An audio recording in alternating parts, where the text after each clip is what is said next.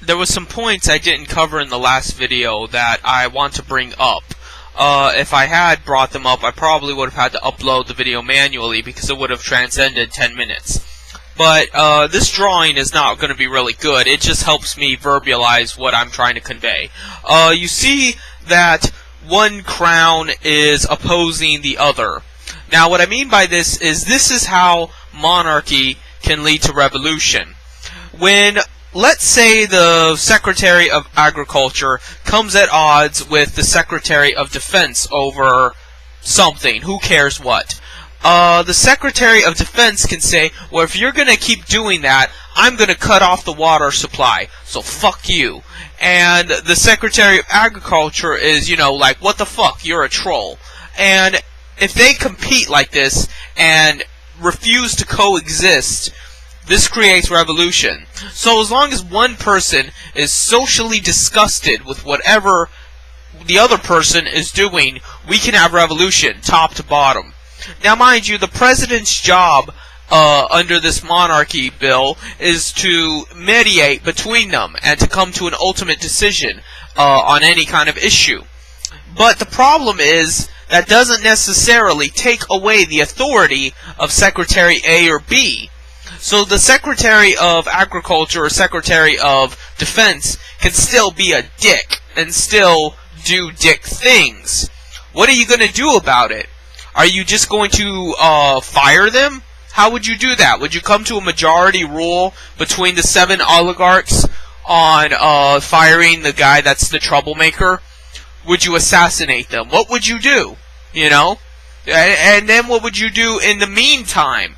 Do you have someone in backup that's more complacent to the will of the other oligarchs? That's the problem with oligarchy. And it's not a problem for the common man, it's a problem for, the people in charge. That everyone in the circle has to be obedient and has to be on the same page.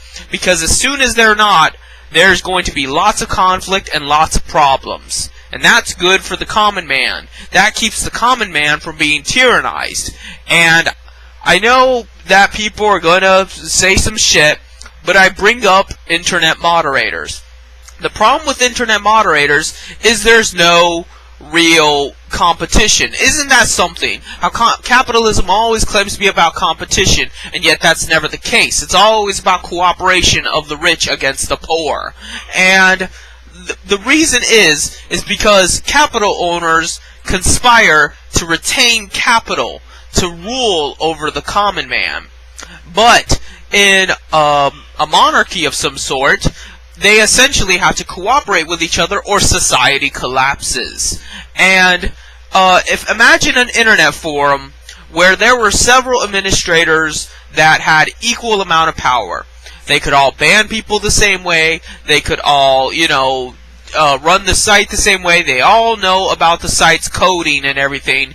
And if one of them does not like what the other ones are doing, he can be a dick about it. Now, mind you, if there are 5 administrators opposed to one administrator, it's suffice to say that one administrator is going to get his ass kicked, but not before causing a huge disturbance in the forum. This is why a lot of forums are afraid to make me moderator, because you know what I would fucking do? I would ban the other moderators. That way no one else could get banned ever again. And would that be permanent? Of course not. Because eventually they'd find their way around the ban. Which of course then I would give a snide remark about how they ban evaded. And then fucking ban them again. And it would go on for about a day or two. Until eventually they figured out a way to bypass their bans. And then get rid of me. And then, make a spectacle about it. And say about how I lost my mind or some shit. But in the meantime, the forum members themselves would be free. Free of repression, free of censorship, and, it would teach those other moderator fuckwads a lesson. It would teach them a firm lesson, and you don't fuck with a free man. You don't fuck with someone that thinks for himself and wants absolute liberty for everybody. Not just some of the people. So, that's what I like about monarchy. I like the idea that all it takes is one person to fuck with the entire system. and bring it down and burn it to the ground. And mind you, I'm not saying that violence in and of itself is good. I'm not saying that chaos in and of itself is good. But it's something we have to consider constantly. Because there are people that want to fuck with us constantly. For no reason at all. There is no reason at all for moderators to act the way they do. But they do anyway. You know, what have I ever said in any of my videos that has been worth taking away my liberty? But yet, a lot of people feel entitled to doing it. So, if you know this, if you know that's their character, why would you not set up barriers between you and them so that they can't do that to you? Now, I'm not saying anything will ever be absolute. There is no absolute way to protect yourself. But you have to think ahead. You have to think in the long term of what these people might do to you, because in most likelihood they will do it to you. So you have to change your attitude, you have to change your perception, and you have to change the system itself constantly. That's what I mean when I say permanent revolution. When I say permanent revolution, I mean you have to constantly think like a revolutionary. You have to constantly think that this system isn't going to work at some point in time. And at some point in time, people are going to be corrupt and, despotic. So you have to constantly think about how you're going to fuck over the authorities, or how you're going to fuck over those above you. And even when supposedly we're equal, we're not really equal. We're only equal until it's unnecessary for us to be equal. We're only equal until people feel like they can hang you on a rope and get away with it. And that's exactly how it is on the internet, which is a firm representation of how people are in the real world. A lot of people try to act like that somehow real life is separate from the internet. And it's only separate by degrees of flesh and blood. The fact is, I could fucking punch you in the throat in real life. That's the only reason you don't fuck with me as much as you do online. But what you do online represents what you would do in the real world, given the half opportunity. So, all those motherfuckers online, and all those beta-ass complacent slobs that follow moderators and suck their dick, that is who they really are. And, they might not be able to do that as much in real life, but that does not at all suggest that somehow the two are separate. That only means they don't have as many opportunities in the real world. But it's that they're still evil. And if you know people are evil, you have to think about it. And you have to think about the consequences of letting them be evil. And letting them have opportunities to be evil.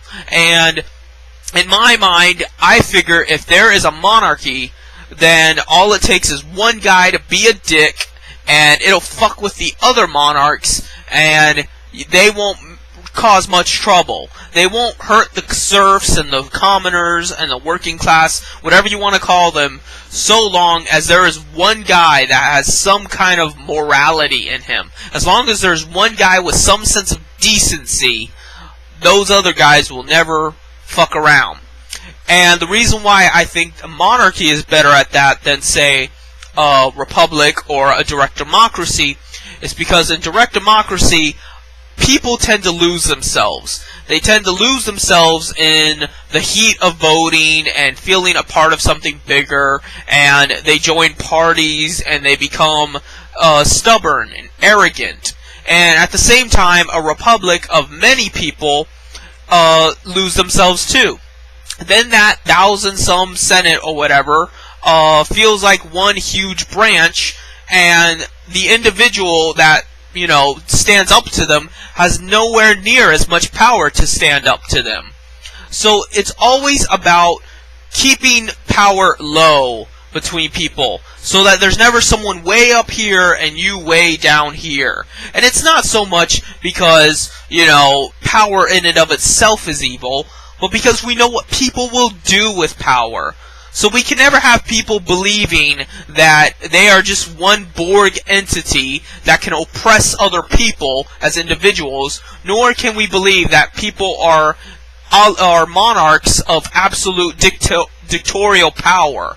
I do not support dictatorships. I do not support pure democracies. I do not support anything that gives human beings the idea that it is somehow okay to hurt individuals. And, it takes a lot of time to think about what's the best course of action to protect individual sovereignty. And, it's not as simple as to just say communism or socialism or capitalism. Certainly, it sure as hell isn't capitalism. But my point is that, there is no finish line. There is no end. You have to constantly think about it, and you have to constantly, take part in it, and you have to speculate, and you have to take action. Freedom is not going to be something you always have. It is constantly being threatened. And until you realize that, you have nothing. You have absolutely nothing. Because at any time, you can lose it all. All it takes is for someone to point a gun to your head, or to ban you from a forum, or do whatever, and poof, your rights are gone. So, and how many times is it going to take? How many times is it going to take for someone to take from you before you realize, hey, this isn't going to stop until I make it stop, until I see opportunities with my own eyes and take advantage of them, and I set up an environment to where they can't dick me quite as hard, and if they do, the ceiling will collapse on them, because it'll all be interconnected. That's the way I look at things, and I believe that a monarchy of that sort would secure our rights as individuals and as proletariats far better than a lot of the other shit that people tout. And now, like I said, you might disagree with me, but, I figure it needs to be said, that thought needs to be out there, and while I still can speak of it before some other fucking moderator comes along and censors me, I want you to think about that. I want your brain juices to be bubbling and consider it. And, so, I guess that's it.